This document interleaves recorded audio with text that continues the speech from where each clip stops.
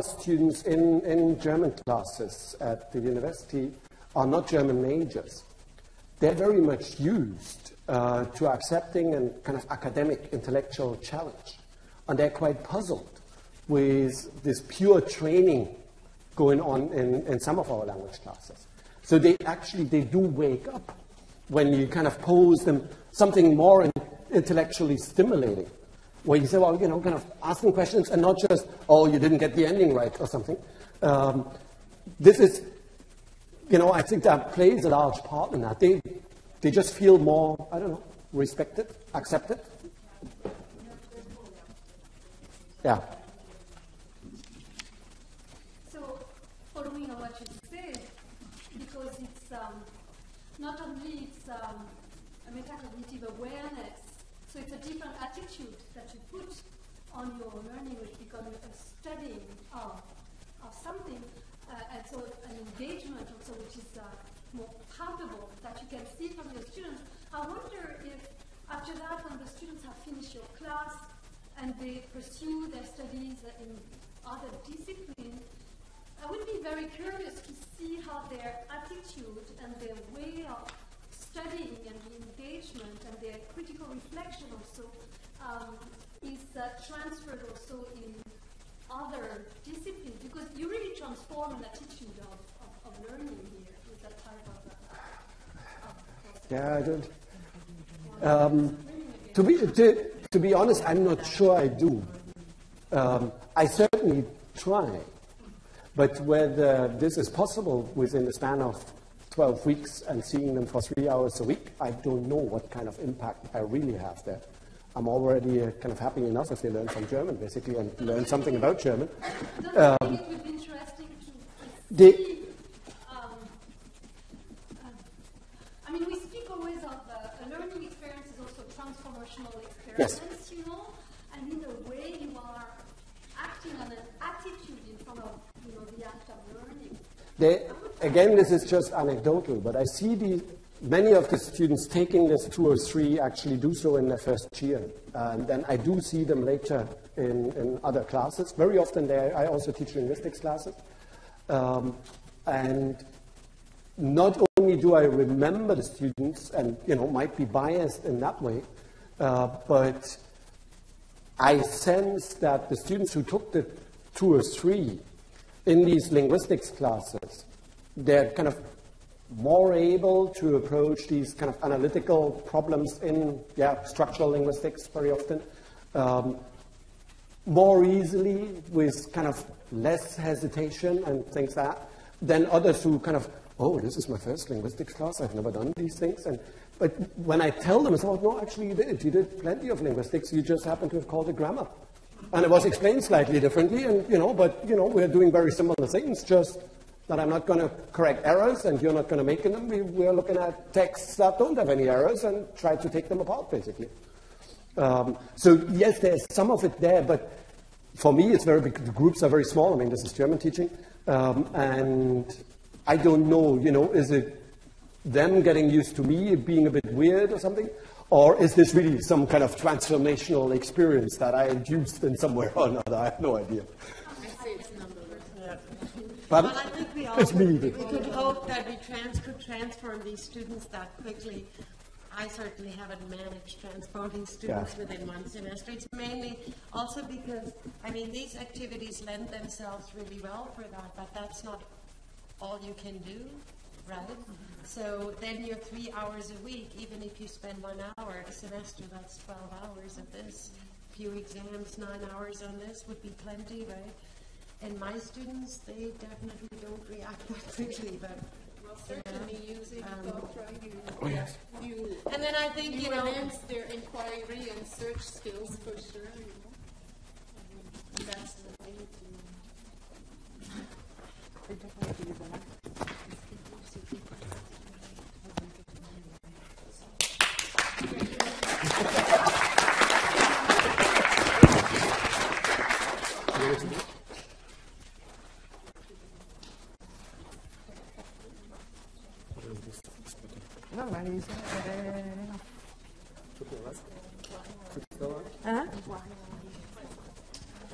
On voit rien en ligne, je pense.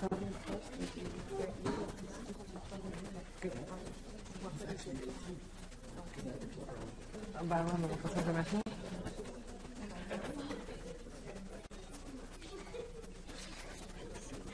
Ah ouais, non, mais là, après, il faut... Okay, so I'm going to continue on the theme of interaction, but from a slightly different perspective. I'm going to talk about affordances, because I think that the concept of affordances actually underpins everything we've been saying so far, and it does underpin design, and especially interaction design, which is a kind of sub-theme or topic or discipline within human-computer interaction. And when I was, sorry, I'm quite jet-lagged, and I don't know how to use a Mac. So, talking about affordances, yes, and when I was, thinking about the talk, and I was reading a lot about affordances from all over the place, I was amazed at the number. If you Google affordances, you get hundreds of thousands of hits from every single discipline for a word that doesn't exist in the dictionary, which is quite something. If you do affordances and call and CMC, you get loads. But I found this quote, and I was feeling the same by reading and reading, and Norman is one of those HCI gurus that has been written a lot about affordances, has been attacked a lot. But I thought that this quote is what I was feeling by looking at all the call literature. The amount of articles, I could cite loads, I won't do that now, but I have quite a list of people who talk about the affordances of Web 2.0 when they've designed something to the task. We're designing tasks that are going to utilize those affordances and so on. But very rarely is there a kind of a shared understanding of what is affordances. What are we talking about there? And I think it's quite important because we base some design principles or whatever on a concept that is not shared by the whole community. So what I'm going to do is just very briefly just give a few ideas of pointers of the discussions, the debate on affordances, and then I'm going to propose that what we need is a unified theory, and I'll explain why, and I'm proposing that activity theory is one possible, there's others, okay, but that's the one I'm particularly interested in, and how we can use that to integrate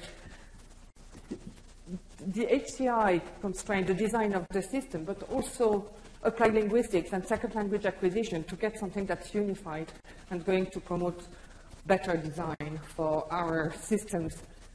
And by system, I just don't mean just the technology, but the task, the learning environment for language learning. Okay? So, what are affordances? You've all heard, you know about that term anyway, all of you. No? No?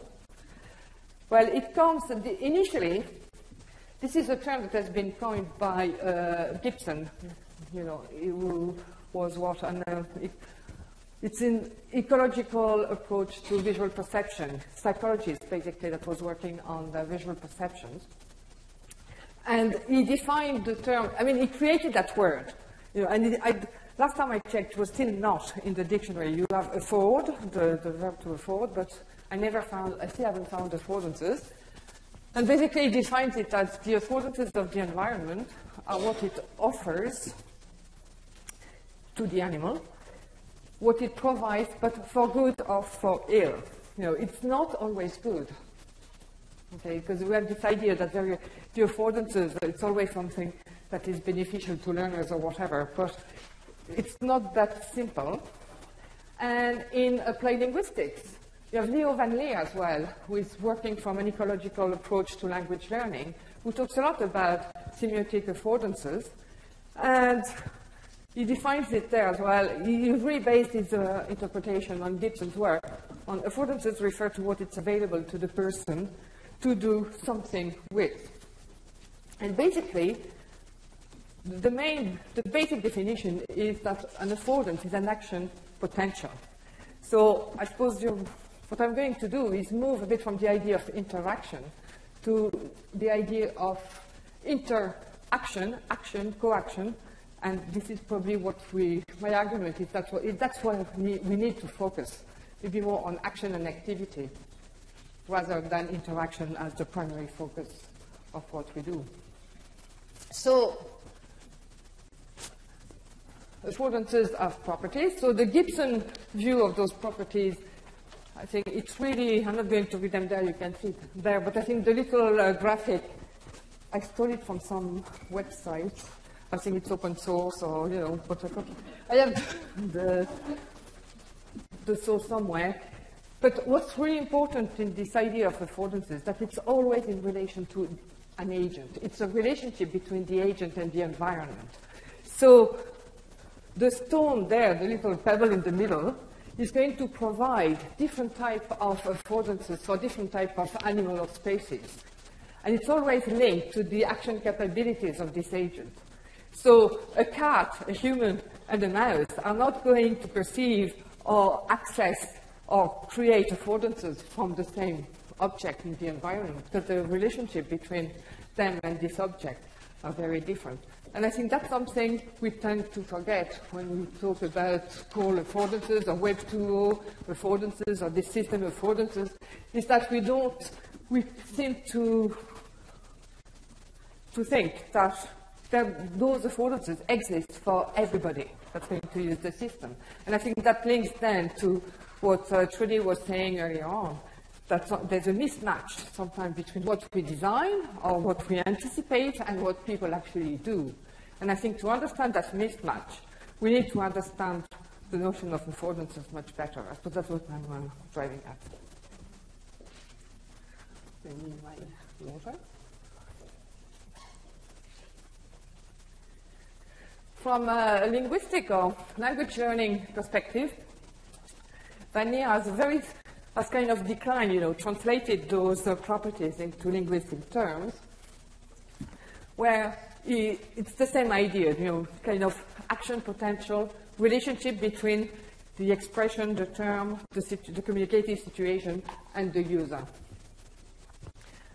And I think the last one is quite important, is that the affordances picked up serve the agent, depending on his or her abilities, and to promote further action and lead to higher and more successful levels of interaction. So I think the key term or the key notion for me here is that affordances are emergent. They only emerge when somebody is actively engaged in a relationship with the environment. So,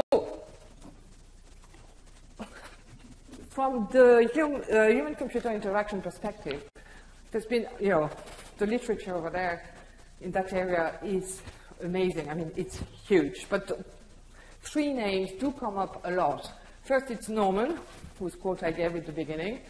I'm not sure if you say Gaver, whatever, and McGrenier and Ho. And those, each of them is kind of criticizing the previous one.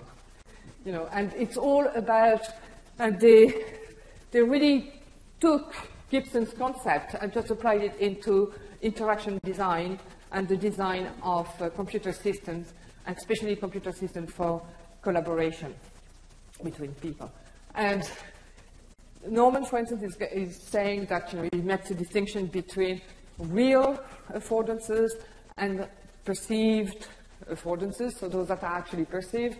Gaver does something else, and he has, kind of identified 4 different types of affordance and their relationship with the perception, because it's the relationship between what's there and the perception of it is quite important. So false affordances is usually when the information about the affordance contradicts the affordance, or it's not. Sometimes if you have a sign, say push, but there's nothing to push or whatever, it kind of gives the false impression that there's something there, but it's contradicting each other. So the perceptual affordances, it is perceivable and perceived, I would say, by the agent and so on. So that's one of the, and then, I should go back there. The other one, McGrenier and Ho, have kind of claimed at some point that affordances were completely separated from the information about it, but also from experience and culture.